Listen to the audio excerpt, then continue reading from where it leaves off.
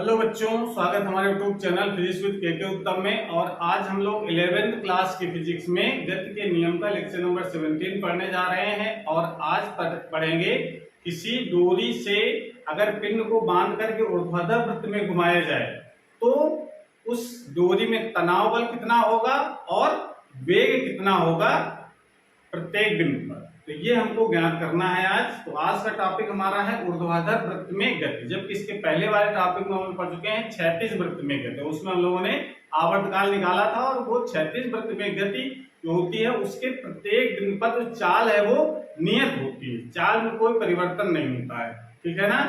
और तनाव बल भी नियत रहता है। जबकि आज जो हम लोग पढ़ने जा रहे हैं ऊर्ध्वाधर वृत्त में गति, इसमें तनाव बल और वेग का जो परिमाण है वो दोनों चेंज होते रहते हैं, यानी चाल भी परिवर्तित होती है और तनाव बल भी परिवर्तित होता है। तो इसको हम लोग जब चाल परिवर्तित होती है तो इसको कहा जाता है असमान वृत्तीय गति। तो ये असमान वृत्तीय गति का एक उदाहरण है। तो इसको कैसे हम लोग समझेंगे, तो हम मान लेते हैं कि एक यम द्रव्यमान का एक पिंड है, हमने तो भाषा लिख रखी है, उसको आप समझ सकते हैं।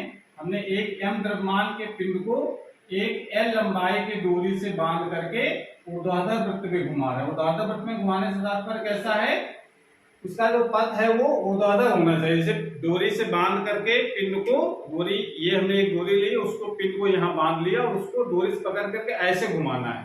तो डोरी यहाँ पकड़े रहेंगे, उसको डोरी घुमाएंगे तो ये पिंड जो है ऐसे चक्कर लगाएगा, तो ये ऊर्ध्वाधर वृत्त होगा, ठीक है ना। ऊर्ध्वाधर वृत्त में प्रत्येक पर चाल अलग अलग होती है। यहाँ पर चाल अलग होगी, यहाँ पर चाल अलग होगी, यहाँ पर चाल अलग होगी, यहाँ पर चाल अलग होगी, और यहाँ पर चाल अलग, यहाँ पर चाल अलग, यहाँ पर चाल अलग, यहाँ पर सब जगह चाल अलग अलग होती है। तो उसकी वैल्यू बतानी है।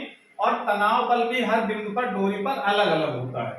तो हम मान लेते हैं कि एक डोरी है जिसकी लंबाई है L, ये हमने मान लिया। L लंबाई की डोरी ली, उसको ऊर्ध्वाधर वृत्त में घुमाए पिंड को, पिंड जो बांधा हमने घुमाना शुरू किया। तो मान लेते हैं किसी क्षण पिंड यहाँ पर है, इस जगह, ठीक है ना। ये पिंड हो गया हमारा M, जिसका द्रव्यमान M है, और वो बिंदु है P जहां पर ये द्रव्यमान है, ठीक है ना। ये वृत्तीय पथ पर चक्कर लगा रहा है। मान लेते हैं इसका चक्कर जो गति है उसकी डायरेक्शन ऐसी हमारा ऐसे चक्कर लगा रहा है, एंटी क्लॉकवाइज डायरेक्शन में।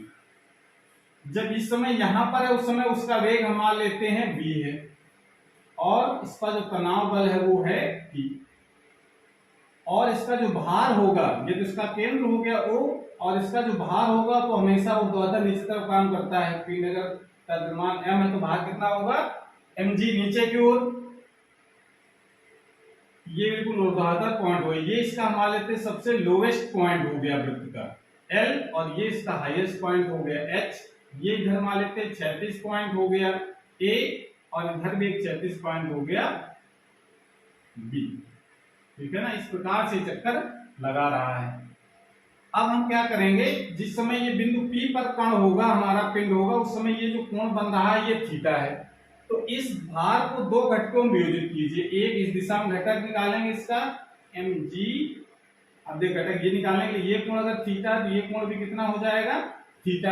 एकांतर कोण है, ये रेखा और रेखा दोनों ऊर्ध्वाधर है, यानी समांतर है, और ये तिर्यक रेखा होगा तो एकांतर कोण होगा। ये थीटा अगर है तो ये भी थीटा हो जाएगा। तो इसके घटक निकालेंगे तो इस तरफ क्या हो जाएगा mg cos थीटा, और इस तरफ घटक निकालेंगे तो हो जाएगा mg sin थीटा। तो mg sin थीटा जो घटक है ये देखिए वेग की विपरीत दिशा में है, इसी कारण इसका वेग जैसे जैसे ऊपर तरफ जाएगा उसका वेग का मान घटता है, वेग को कम करता जाता है, ठीक है ना। और उच्चतम बिंदु पर सबसे मिनिमम वेग हो जाएगा, शून्य नहीं हो। उच्चतम बिंदु पर वेग क्या होगा मिनिमम, क्या शून्य हो जाएगा तो ये फिर वृत्तिगत नहीं करेगा, फिर वो ऊर्ध्वाधर पहुंचने के बजाय ऊर्ध्वाधर पहुंचने के बाद वो सीधे नीचे गिर जाएगा, वो वृत्तीय पथ पर गति नहीं करेगा, ठीक है ना। तो मिनिमम हो जाता है यहाँ पर, उसके बाद फिर वेग बढ़ता है, और बढ़ते बढ़ते यहाँ पर जो लोवेस्ट पॉइंट होता है वहां पर मैक्सिमम हो जाता है। तो इस प्रकार उसकी गति होती है, हर पॉइंट पर वेग अलग और तनाव अलग, ठीक है ना। तो उसका व्यंजक कैसे प्राप्त करेंगे, तो उसके लिए भाषा में लिख सकते हैं इस तरीके से। माना m द्रव्यमान के पिंड को L लंबाई के डोरी के एक सिरे से बांधकर ऊर्ध्वाधर वृत्त में घुमाया जाता है। तो हमने मान लिया ऊर्ध्वाधर वृत्त में इस पिंड को घुमा रहे हैं। माना किसी क्षण पिंड बिंदु P पर है, तो घूमता हुआ एक कण है, वो मान किसी क्षण है, किसी कैलकुलेट करने तो किसी जगह मानना पड़ेगा कण कहाँ है, तो मान लेते बिंदु P पर यहाँ पर कण है, घूमता हुआ सब जगह जाएगा, लेकिन जिस समय गणना कर रहे हैं उस समय मान लेते हैं बिंदु P पर कण है, जहां डोरी का तनाव बल T तथा वेग V है। तो तनाव T हमने मान लिया और वेग मान लिया V। अब हम क्या करेंगे, जो भार है पिंड का उसको दो घटकों में विभक्त करेंगे। पिंड के भार mg को दो घटकों mg cos थीटा तथा mg sin थीटा में वियोजित करते हैं।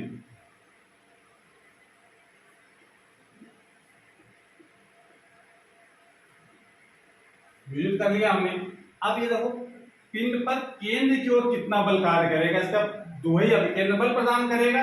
बिना अभिकेंद्र बल के वृत्तिगत संभव नहीं है, तो हम लोग क्या लिखेंगे यहाँ पर, पिंड पर वृत्त के केंद्र की ओर कार्य करने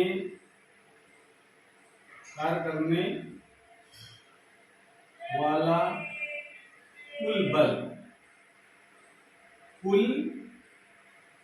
कितना हो जाएगा, कुल बल T जो अपोजिट है दोनों, तो दोनों के अंतर के बराबर परिणामी बल आएगा mg cos थीटा। परिणामी बल जो होगा वो केंद्र की तरफ होगा, तभी तो केंद्र पर मिलेगा। तो इतना परिणामी बल कार्य कर रहा है पिंड पर वृत्त के केंद्र की ओर कार्य करने वाला कुल बल पिंड को P minus mg cos theta, जितना कुल बल कार्य कर रहा है पिंड को वृत्तीय पथ पर घूमने के लिए आवश्यक अभिकेंद्र बल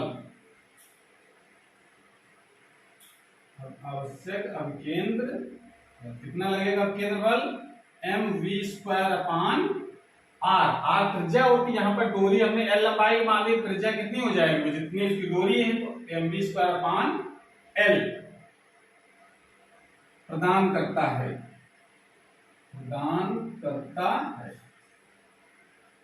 ठीक है ना।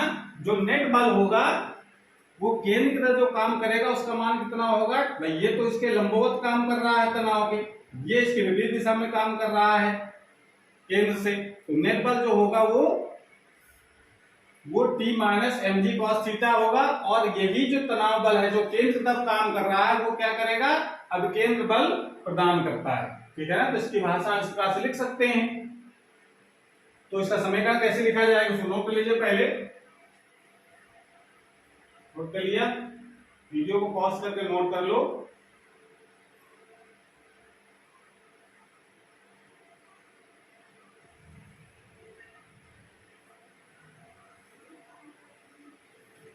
भाषा भी लिखना बहुत जरूरी है। एग्जाम में अगर आता है डेरिवेशन तो आप भाषा भी लिखेंगे, और अगर समझ में अगर आ गया तो भाषा को आप अपने मन से बना भी सकते हैं। ठीक है, कोई दिक्कत नहीं है, अपने मन से नोट्स अगर बनाएंगे तो बढ़िया रहेगा, तैयारी भी बढ़िया से हो।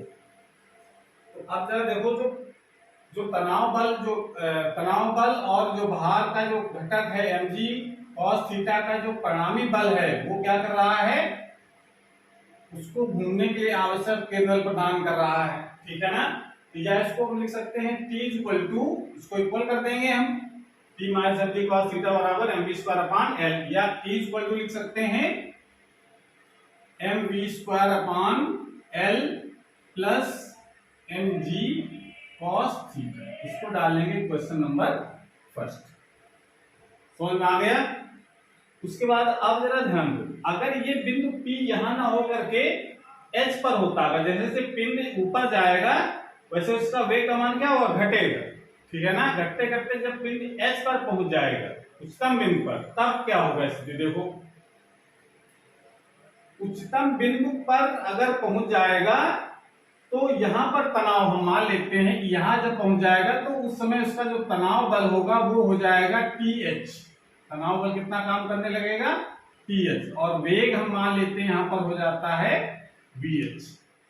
तो जैसे जैसे ऊपर तरफ जाएगा तो वेग में परिवर्तन होगा, ठीक है ना, वेग परिवर्तन होगा। तो मान लेते हैं जब S पर पहुंच जाता है तो उसका वेग कितना हो जाता है? VH। और तनाव बल हो जाता है TH, ठीक है। तो इस स्थिति में देखो जरा थीटा कितना हो जाएगा भाई। अब यहां था अभी थीटा, जब बिंदु P पर थीटा एंगल थीटा था, जब ये घूम करके यहां पहुंच जाएगा तो एंगल पूरा कितना हो जाएगा? 180 अंश, ठीक है ना। तो इसको हम लोग क्या लिखेंगे यहां पर? उच्चतम बिंदु, उच्चतम बिंदु H पर थीटा कितना हो जाएगा? 180 अंश। उच्चतम बिंदु H पर थीटा बराबर तो 0 हो जाएगा। तनाव दूरी में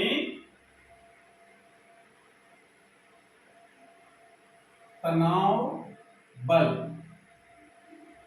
TH तथा वेग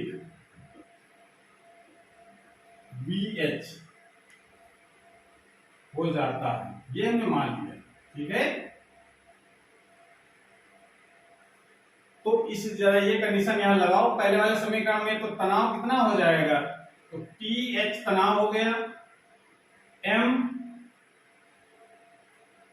द्रव्यमान उतना ही रहेगा, वेग बदल करके क्या हो गया है? VH अपान लंबाई उतनी रहेगी प्लस mg, चेंज क्या होगा? केवल एंगल। एंगल कितना हो जाएगा? 180 अंश। उच्चतम बिंदु H पर दूरी में तनाव H तथा वेग VH हो जाता है, ये हमने माना है। यदि और लगा दीजिए पहले, यदि उच्चतम बिंदु पर तनाव TH तथा वेग VH हो जाता है तब हम ये समीकरण लिख सकते हैं। cos 180 का मान कितना हो जाएगा? TH बराबर mVH का square upon L minus mg कितना हो जाएगा? क्लियर हो गया? cos 180 का मान -1 होता है, तो ये क्वेश्चन डाल लीजिए, सेकंड नंबर इसको डाल सकते हैं, ठीक है। अब जरा इस समीकरण को ध्यान दो, सुनो कर लो पहले। अब जरा इस समीकरण को ध्यान दो तो इससे पता चल रहा है कि अगर हम वेग का मान जो H पर है वेग जैसे जैसे घटाते जाएंगे, जैसे हम ऊपर तक पिन ले जाएं और उसका वेग का मान दे दे कम करते जाएं, तो वेग अगर कम होगा इस बिंदु पर, हम जैसे जैसे वेग कम होगा हम इसकी स्पीड को कम करते जाएं, तो यहां से स्पीड कम करते जाएंगे तो H पर भी स्पीड कम हो जाएगी। तो स्पीड कम हो जाएगी तो H पर एक ऐसा वेग आ जाएगा कि जहां पर तनाव बल हो जाएगा 0। अगर वेग को कम करेंगे VH का मान कम होगा तो TH का मान भी कम हो जाएगा, ठीक है ना। तो इसको आप लिख सकते हैं यहां पर इस समीकरण से स्पष्ट होता है कि VH घटाने पर यानी उच्चतम बिंदु पर वेग घटाने पर TH यानी तनाव बल का मान घटेगा, ठीक है ना। ये तो क्लियर हो गया, इसको नोट कर लो जरा, पहले नोट कर लीजिए पहले।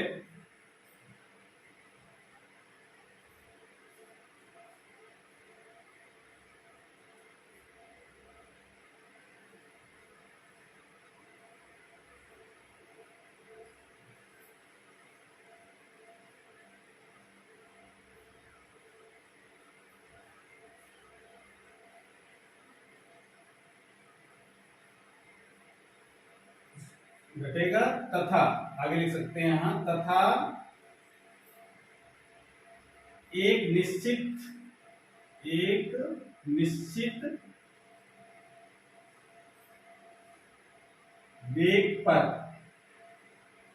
वेग पर तनाव बल 0 हो जाएगा। इस निश्चित वेग को और इस निश्चित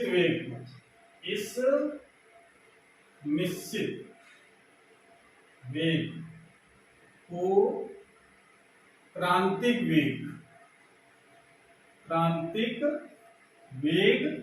VC क्रिटिकल वेलोसिटी कहते हैं। अगर क्रिटिकल वेलोसिटी मतलब होगा इससे अगर कम हो जाएगा तो फिर वस्तु वृत्तीय गति नहीं करेगी। बिंदु H की बात हो रही है, ठीक है ना। तो जरा ध्यान दो, इसमें बात समझ में आई भाई। ये समीकरण 2 नंबर देखो जरा, H का मान कम करेंगे तो TH का मान कम होगा, ठीक है ना। VH का मान कम करोगे तो TH का मान कम होगा। कम करते जाएं VH का मान, कम करते जाएं तो TH का मान भी कम होता जाएगा। तो VH का एक ऐसा न्यूनतम मान, जिसको लोग निश्चित मान कह रहे हैं, ठीक है ना। तो एक न्यूनतम मान आ जाएगा जहां पर इसका तनाव बल जो है घट करके शून्य हो जाता है, समझ गए।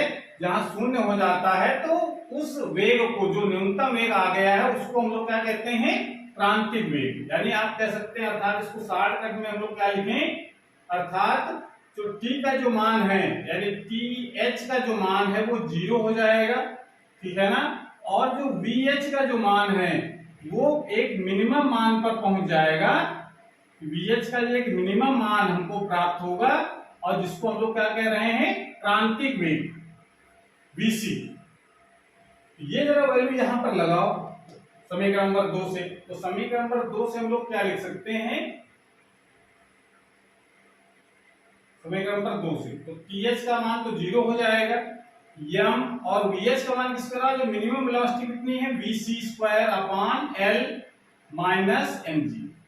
यहां से जरा VC² कितना हो जाएगा, m से m तो कैंसिल हो जाएगा, ठीक है ना। आप इसको ऐसे लिख सकते हैं, mVC² L mg, mg से mg कैंसिल, VC क्या बचेगा, √GL। ये जो वैल्यू निकल करके आई है, ये एक न्यूनतम वैल्यू है कहां पर, H बिंदु पर। H VC मतलब C बिंदु पर वेग नहीं, ठीक है ना। C बिंदु तो कहीं हमने बनाया भी नहीं, ठीक है ना। ये बिंदु H का ही वेग है, लेकिन कितना वेग है, न्यूनतम वेग। इस न्यूनतम वेग से, यानी आप कह सकते हैं कि अगर इस न्यूनतम वेग से अगर कम हो जाएगी वैल्यू वेग की, तो फिर ये वृत्तीय गति करना बंद कर देगा और सीधे ये नीचे आ जाएगा, ठीक है, घूमेगा नहीं वृत्तीय पथ पर। तो इसका मतलब ये उच्चतम बिंदु पर कम से कम इतना वेग होना चाहिए, इससे कम नहीं होना चाहिए, ठीक है ना। इसीलिए इसको क्रांतिक वेग कहते हैं कि इससे अगर कम हो जाएगा तो वस्तु वृत्तीय गति नहीं करेगी, ठीक है ना, वो सीधे नीचे आ जाएगी वहां से।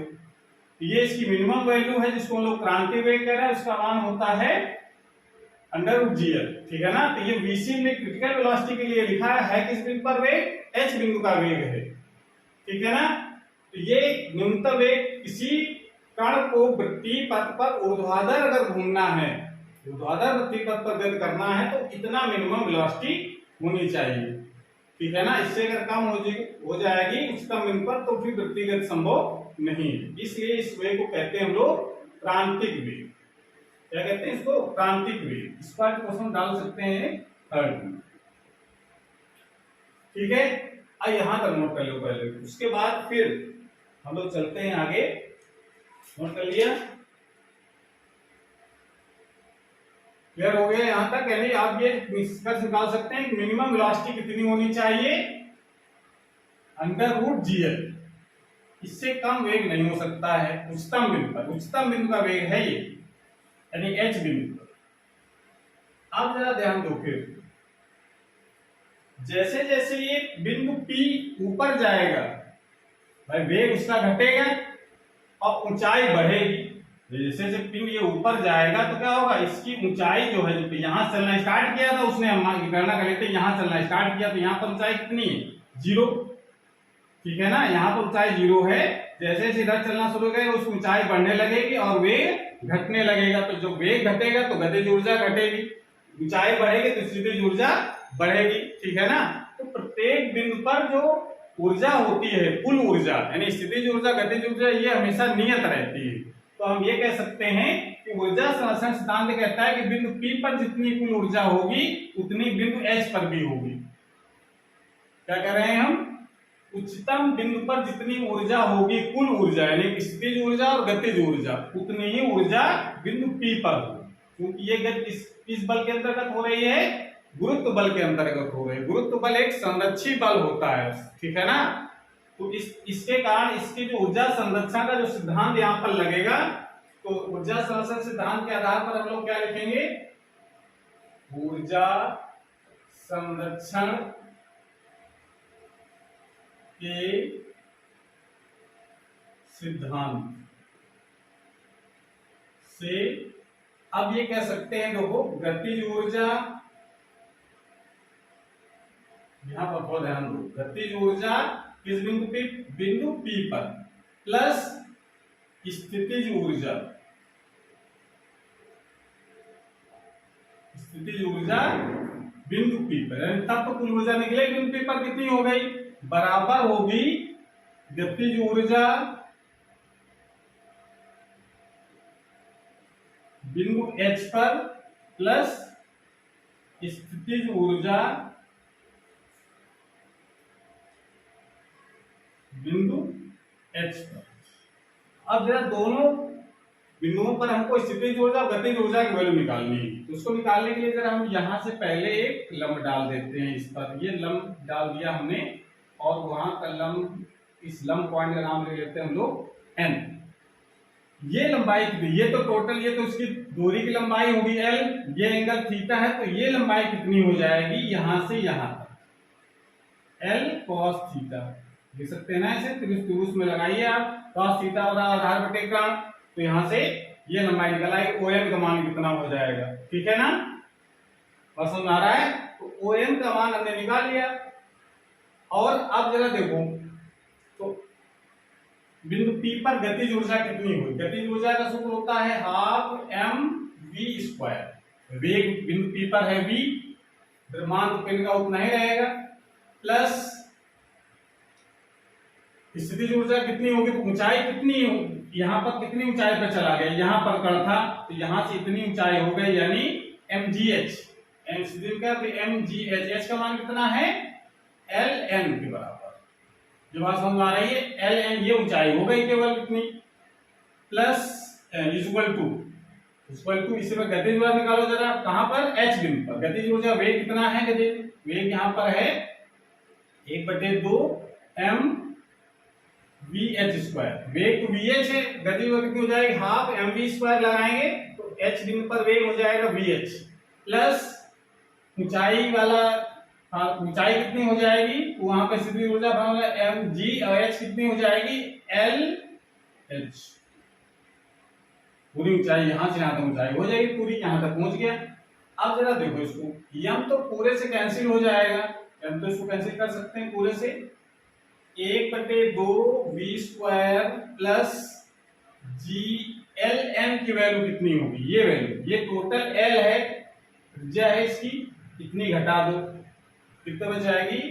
l minus l cos theta equal to 1/2 vh² plus g और lh कितनी हो जाएगी? 2l। भाई इतनी l और इतनी l कितनी हो गई? 2l के बराबर हो जाएगी। समझ में आ रहा है? इसको जरा v² इक्वल टू कितना हो जाएगा? 1/2 v² प्लस, इसको सॉल्व करो केवल, gl minus gl cos theta, अंदर मल्टीप्लाई कर दिया हमने, इक्वल टू 1/2 vh का स्क्वायर प्लस 2gl। ये लिख सकते हैं हम लोग। इस gl को जरा उधर ले जाओ, इस gl को उधर, कितना हो जाएगा? इस gl को उधर ले जाएंगे तो इसको लिख सकते हैं हम लोग 1/2 v² माइनस, इसको उधर ले जाते हैं हम लोग, तो सब पूरा उधर ले जाओ, तो इसको लिख सकते हैं इक्वल टू 1/2 vh² इसको धर ले जाएंगे तो माइनस का हो जाएगा, तो बचेंगे यहाँ पर प्लस के GL, और इसको धर ले जाएंगे तो प्लस के GL cos थीटा, ये बच जाएगा। अब यहाँ पर कंडीशन देखो यहाँ लगा दी, अब यहाँ तक कोई दिक्कत नहीं था तो मैथ लगे थे सॉल्व कर दिया हमने।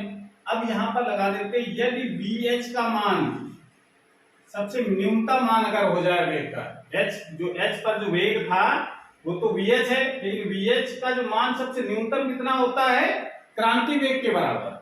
तो यदि VH का मान अगर VC के बराबर हो जाए कि केवल पार कर सके इतना मिनिमम वेग, ठीक है ना, यानी कि पृथ्वी पर तक घूम सके इतना मिनिमम मान होगा, तो VH का मान किसके बराबर ले लेते हैं, VC के बराबर। और VC का मान अभी हम लोग निकाला है, कितना निकला था, GL।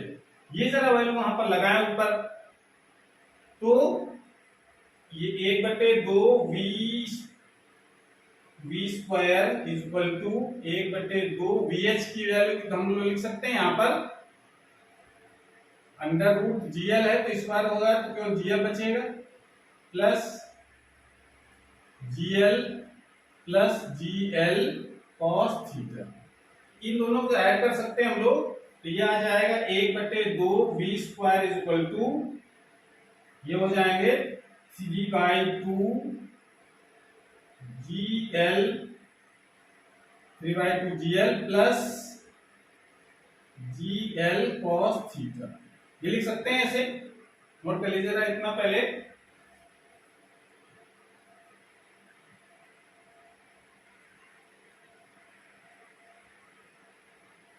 कर लिया,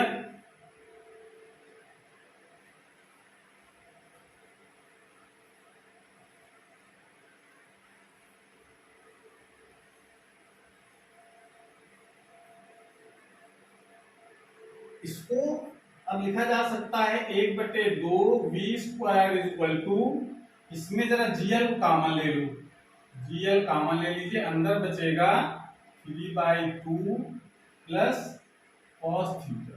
ऐसे लिख सकते हैं इसको, जरा ये 2 का इधर मल्टीप्लाई करा दो, V स्क्वायर इसको भी लिख सकते हैं, जब 2 का इधर मल्टीप्लाई कराओगे तो GL 3 बचेगा, ये 2 से 2 कैंसिल हो गया तो यहाँ 3 बचेगा और ये बचेगा 2 cos थीटा। ऐसे लिख सकते हैं इसको, या V इक्वल टू लिखा जा सकता है अंडर रूट GL ब्रैकेट में 3 प्लस 2 cos थीटा। ये जो फार्मूला निकल करके आया है ये वेग का फार्मूला है, इस फार्मूले की मदद से किसी बिंदु पर वेग का मान हम लोग ज्ञात कर सकते हैं। किसी बिंदु पर वेग का मान ज्ञात करना हो, यहां पर अगर ए बिंदु पर वेग निकालना है तो थीटा का मान कितना हो जाएगा, 90, ठीक है ना, हो जाएगा 90, चूंकि यहाँ थीटा का मान 90 रख देंगे तो ये वेग निकल आएगा। यहाँ पर निकालना थीटा कितना हो जाएगा, 180, यहाँ निकालना थीटा का मान कितना हो जाएगा, 270, यहाँ निकालना थीटा का मान कितना हो जाएगा, 0। तो ये इस फार्मूले की मदद से जिस बिंदु पर चाहें उस बिंदु पर वेग का मान निकाल सकते हैं, बशर्ते कि हमको ऊर्ध्वाधर से ये एंगल पता हो किस बिंदु पर थीटा ज्ञात कर रहे हैं, किस बिंदु पर वेग का मान ज्ञात कर रहे हैं, उसमें थीटा का मान पता होना चाहिए, ठीक है। अब जरा ये जो वेग निकाल लिया है तो जरा समीकरण नंबर 1 को ध्यान दो। समीकरण नंबर 1 क्या लिखा था, तो ये v का मान हम समीकरण नंबर 1 पर रखें, v का मान समीकरण 1 में रखने पर, तो तनाव बल भी एक व्यापक सूत्र आ जाए, जैसे वेग का सूत्र आ गया है रखने पर, तो तनाव बल कितना हो जाएगा, सूत्र था mv स्क्वायर अपॉन l, देखो mv square upon l plus mg cos theta, ये सूत्र था समीकरण 1 यही था ना। इसमें जरा v की वैल्यू लगानी है तो कितना हो जाएगा, t equal to mv square की जगह रखेंगे तो इसका वर्गमूल खत्म हो जाएगा, तो बचेगा GL 3 plus 2 cos theta, 2 cos theta upon L plus mg cos theta, ये आ जाएगा, L से L cancel, T equal to आ जाएगा m और g, ये कॉमन हो जाएगा, mg दोनों कॉमन हो जाएगा, अंदर बचेगा 3 प्लस 2 cos थीटा और प्लस cos थीटा, ये आ जाएगा, ये हो जाएगा, ये जुड़कर 3 cos थीटा हो गए और 3 cos 3 कॉमन हो जाएगा, तो ये आ जाएगा 3 mg और ब्रैकेट में बचेगा 1 प्लस cos थीटा। इसको सॉल्व कर सकते हैं ऐसे। ये क्वेश्चन जो बन गई हमारी, इसकी सहायता से हम लोग निकाल सकते हैं तनाव का मान। तो ये दो फार्मूले आपको याद रख सकते हैं ताकि हम प्रत्येक दिन पर तनाव बल और वेग का मान ज्ञात कर सके। इसको नोट कर लीजिए, फिर अलग अलग दिन पर जब हम लोग तनाव और वेग का मान ज्ञात करेंगे। ठीक है, नोट कर लिया। वीडियो को रोक करके इसको नोट कर लें और फिर हम जरा हर बिंदु पर, यानी यहाँ क्षैतिज बिंदु पर, ए पर, उच्चतम बिंदु एच पर, बी पर, एल पर, सब जगह जरा वेग का मान ज्ञात करेंगे कितना होगा। ठीक है, तो अगर किसी पिंड को वृत्तीय पथ पर अगर घुमाना है तो कितना मिनिमम वेलोसिटी हमको नीचे से देनी पड़ेगी ताकि वो वृत्तीय पथ पर घूम सके। क्योंकि ऊपर जाएगा तो वेग घटता जाए, घटते घटते अंडर जीएल से कम नहीं होना चाहिए। अगर इससे कम हो जाएगा तो वृत्तीय गति संभव नहीं। ठीक है ना, तो जो फार्मूला देखो हम लोग क्या निकाला है, वेग v बराबर निकाला गया है under root GL 3+2 cos theta. ठीक है, ये फार्मूला है। और तनाव का जो फार्मूला है वो है 3mg ब्रैकेट में 1 cos थीटा। ये दो फार्मूले तनाव के निकले हैं। अब जरा इन बिंदुओं पर हमको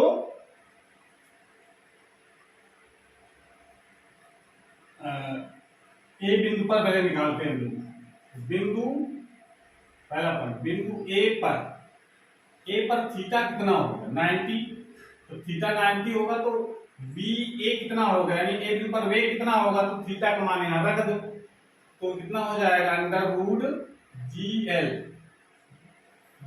GL और ब्रैकेट में 3+2 cos 90। cos 90 का मान कितना होता है 0। कितना आ जाएगा वी ए का मान अंडर रूट 3GL। ये बिंदु ए पर वेग आ गया। तनाव कितना हो जाएगा ए बिंदु पर, तनाव निकालेंगे थीटा का मान यहां रख दें तनाव वाले फार्मूले में, तो 3mg और 1 cos 90। cos 90 कितना हो गया 0। cos 90 0 होगा तो कितना आ जाएगा 3mg। यानी जो क्षैतिज बिंदु होगा उस बिंदु पर जो वेग होगा वो अंडर रूट 3GL होगा। ठीक है, और वेग होगा 3mg। समझ आ रहा है, इस तरीके से। इसी प्रकार से बिंदु H पर जरा निकालो। H पर उच्चतम बिंदु पर कितना होगा, उच्चतम बिंदु पर थीटा कितना हो जाएगा 180 होगा तो वेग कितना हो जाएगा H पर अंडर रूट, यहाँ रखो जरा वैल्यू GL मेन फार्मूले में, GL under root 3+2 cos 180। cos 180 का मान कितना होता है, cos 180 का मान -1 यहाँ हो जाएगा। तो -1 -2 हो गया, -2 3 कितना 1 बचा, यानी बच जाएगा अंडर रूट GL। ये जो निकाला था उच्चतम बिंदु पर मिनिमम वेग कितना, जब मिनिमम वेग इतना होगा तो क्षैतिज बिंदु पर वेग अंडर रूट 3GL। ये शर्त है, हर समय नहीं होगा। मान लो वेग बहुत ज्यादा दिया हमने, उसी हिसाब से इसका वेग बढ़ जाएगा, लेकिन ये वेग उस समय निकल करके आएगा जब बिल्कुल एकदम मिनिमम वैल्यू होगी वेग की, तब। इससे कम वेग संभव नहीं है व्यक्तिगत के लिए। और तनाव उस समय कितना होगा, तो तनाव निकालने के लिए हम cos 180 रखेंगे यहाँ पर 3mg cos 1 cos 180। cos 180 की वैल्यू -1 तो -1 और +1 कितना 0। तो तनाव उस समय कितना हो जाएगा 0 हो जाएगा H पर। इसी प्रकार से आप बिंदु B पर, ये जो बिंदु B है यहाँ पर वेग देखो, यहाँ पर जब कण होगा तो कितना एंगल घूम जाएगा, ये यहां से घूमना शुरू कर देगा, कितना हो जाएगा 270। तो पर थीटा कितना हो जाएगा 270 अगर हो जाएगा तो बी का मान कितना होगा, वेग कितना हो जाएगा under root GL 3+2 cos 270। cos 270 का मान होता है 0। cos 270 का मान 0, तो ये हो जाएगा अंडर रूट 3GL। ये हो जाएगा, cos 270 का मान 0 होता है। ठीक है, और TB का मान कितना हो जाएगा तनाव बल, तो 270 यहां पे रख देंगे, 3mg ब्रैकेट में 1 cos 270। cos 270 का मान बताया हमने कितना होता है 0, 0 हो जाएगा, बचेगा 3mg। अब देखिए ये जो ए बिंदु पर और बी बिंदु पर ये दोनों वेग और भार उसका जो तनाव बल है ये दोनों सेम है, क्योंकि दोनों क्षैतिज बिंदु पर है, ठीक है ना। क्षैतिज बिंदु पर वेग दोनों बिंदुओं पर समान है, ठीक है ना। अब जरा एक और बिंदु बचता है, लोएस्ट बिंदु एल पर थीटा कितना होगा, 0 लिख सकते हैं या 360 लिख दो, एक राउंड लगेगा तो 360 हो जाएगा। नहीं तो चलना स्टार्ट कर रहा हूं उस समय तो 0, उस समय कितना हो जाएगा वेग लोएस्ट पॉइंट पर ये हो जाएगा अंडर रूट GL, यहां पर रखना है 3 + 2 cos 0, cos 0 की वैल्यू 1, cos 360 की वैल्यू 1 होती है, तो cos 0 की वैल्यू 1 हो जाएगी, तो कितना हो जाएगा अंडर रूट 5GL। यानी ये कह सकते हैं कि मिनिमम वेग अंडर रूट GL तब होगा जब यहाँ पर मैक्सिमम वेग हम देख न्यूनतम बिंदु पर जो वेग होना चाहिए इतना, यानी व्यक्तिगत करने के लिए न्यूनतम बिंदु पर जो वेग होना चाहिए वो अंडर रूट 5GL होना चाहिए, तब उच्चतम बिंदु पर अंडर रूट GL वेग बचेगा घटते घटते, ठीक है ना। ये न्यूनतम बिंदु पर ये मिनिमम वेग है कह सकते हैं। ये सबसे नीचे वाला जो बिंदु है L, उस बिंदु पर सबसे मिनिमम वेग होगा, तभी व्यक्तिगत संभव होगी अंडर रूट 5GL के बराबर, ठीक है ना। और उसमें तनाव बल कितना हो जाएगा TL हो जाएगा 3mg और cos 0 की वैल्यू हो जाएगी 1, तो 3mg 1 + cos 0 की वैल्यू 1, तो ये हो जाएगा 2 हो जाएगा, 2 3 जा 6 mg, ये तनाव बल हो जाएगा। तो भार इस समय जो होगा, जो भार का 6 गुना हो जाएगा तनाव बल यहाँ पर, ठीक है। तब ये अगर किसी बिंदु को अगर घुमाते हैं किसी पिन में, तो सबसे ज्यादा जो तनाव बल होता है वो यहीं पर आता है, भार का 6 गुना हो जाता है, ठीक है ना। तो इस तरीके से ये प्रत्येक बिंदु पर हम तनाव का मान और वेग का मान ज्ञात कर सकते हैं। इस तरीके से इसका डेरिवेशन हम करेंगे। ये दो फार्मूले आपको डिराइव करने हैं और उनको याद रखना है, न्यूमेरिकल लगाते समय इसका यूज भी करेंगे, ठीक है। तो इसको नोट कर लीजिए। तो आज क्लास हमारी पर समाप्त होती है। अगर ये वीडियो अच्छा लगा हो तो इसको लाइक करें, अपने दोस्तों को शेयर करें, और चैनल अभी तक सब्सक्राइब नहीं किया तो चैनल को सब्सक्राइब करें, जिससे नए जो वीडियो अपलोड हो उसकी नोटिफिकेशन आपके पास सबसे पहले पहुंच जाए। पढ़ाई करते रहिए। Thank you.